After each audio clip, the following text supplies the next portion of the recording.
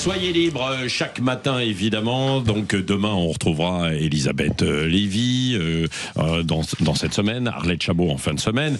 Et le lundi matin, c'est Françoise Degois. Bonjour Françoise. Bonjour mon cher ami. Bon alors, dans une semaine, normalement, on sera fixé sur le sort de François Bayrou. Vous avez entendu sa fausse épouse tout à l'heure avec les Chevaliers du Fiel, qui ne veut surtout pas la revoir, qui ne veut pas le revoir à Pau.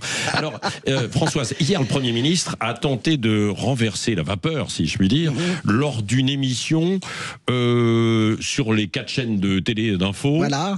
Vous avez été convaincu ou pas? Non, pas du tout. Alors Patrick, vous savez quoi? C'est la grande illusion. Je dis bien la grande illusion. Parce que qu'est-ce qu'on a vu hier? On a vu un Premier ministre dont tout le monde sait parfaitement qu'il chutera le 8 septembre prochain. Ou alors nous sommes tous sourds et aveugles. Et quand Olivier Faure, le premier secrétaire du Parti Socialiste, dit le matin même c'est irrévocable, qu'est-ce qu'on comprend pas dans c'est irrévocable? Dites-moi. Quand Jordan Bardella dit à peu près la même chose avec des mots différents, qu'est-ce qu'on ne comprend pas? Tout le monde fait comme s'il y avait un trou de souris, il n'y en a pas. Et on a passé 1h30 hier, et puis ça fait des jours et des jours qu'on passe, des heures et des heures, à expliquer que peut-être ci, peut-être là. La grande illusion, c'est aussi le monde qui s'agite sur les législatives, comme si la dissolution allait avoir lieu demain. Mais qu'est-ce qu'on comprend pas dans ce que dit Emmanuel Macron? Lui-même a écarté la dissolution. Alors, à part s'il est masochiste ou particulièrement fourbe, eh bien la réalité, c'est que lui-même a fait passer le message, il n'y aura pas de dissolution. La dernière grande illusion, je vais vous le dire, c'est la destitution, brandie tous les jours par les insoumis. Ils savent parfaitement que c'est impossible. Il faudrait une majorité au Parlement, c'est-à-dire Sénat et Assemblée nationale, pour trahison d'État. Évidemment, ça n'arrivera pas. Je vous le dis, nous sommes dans la grande illusion. La seule certitude, c'est que lundi prochain, François Bayrou, c'est terminé. Oui, bon, en revanche, Françoise, la dette, visiblement, ce n'est quand même pas une illusion. Non, bien sûr, mais si la situation est grave, elle n'est pas désespérée. Ce ne sont pas les 10 plaies d'Égypte, vous savez, les sauterelles, les rivières de sang qui vont s'abattre sur la France. Mais bien sûr, il faut redresser les comptes. Je vais pas vous faire un cours d'économie. Vous savez tout sur ce budget. Vous êtes devenus tous, qui nous écoutez, des experts du budget, étant donné, on sait, 44 milliards, 2%, la taxe Zuckman. Mais moi, je vais vous faire de la politique. Le problème de ce moment politique, c'est le messager. François Bayrou et le second messager, Emmanuel Macron, ils sont tellement discrédités, si vous voulez, aux yeux de l'opinion, que tout ce qu'ils peuvent faire ou dire, finalement, sera frappé au mieux de méfiance, au pire de mépris et de rejet. Et les sondages, eh bien, ils nous disent ça.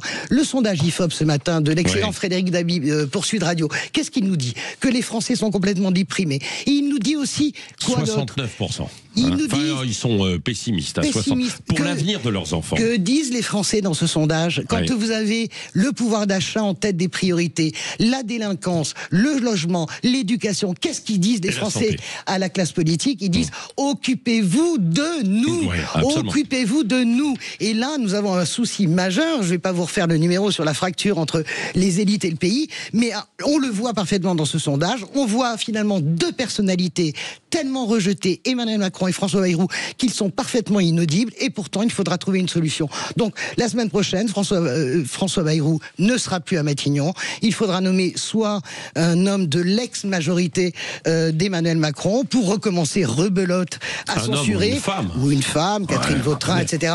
Ou il faudra nommer, comme le demande la gauche minoritaire, 149.3, avec l'obligation de s'entendre texte par texte. Ils l'ont déjà fait une fois sur la taxe Zuckman. En tout cas, il faudra sortir de l'illusion. Mais pour le reste, que les commentateurs commentent et passent des journées entières pendant 8 jours, et moi, la belle première, et vous, le second, je veux dire, à raconter une histoire qui n'existe pas, François Bayrou ne sera plus Premier ministre la semaine prochaine. Bon, merci Françoise Degois. Vous revenez tout à l'heure à 8h30 dans le grand débrief. Vous serez chaque lundi matin face à Robert Ménard. Donc sur ce sujet, sur François Bayrou, sur beaucoup d'autres, sur la rentrée de l'école et d'autres sujets évidemment que nous allons mettre sur la table. Dans un instant, c'est l'invité politique de Jean-François Aquili et c'est Clémentine Autain qui est députée de Seine-Saint-Denis, cofondatrice de l'Après.